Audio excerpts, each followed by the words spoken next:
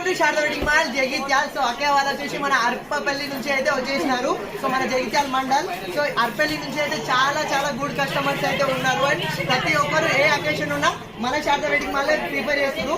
So అక్క వాళ్ళు వచ్చేసి ఒకటే స్ట్రీట్ వాళ్ళు. సో ఈ సద్దుల బతుకమ్మకు వాళ్ళందరూ and grand looking law and మంచి పట్టు కాన్సెప్ట్ లో గ్రూప్ సారీస్ అందరు సేమ్ తీసుకోవాలి అనేసి సో మన శారదా వెడ్డింగ్ మాల్ వచ్చేసిరు.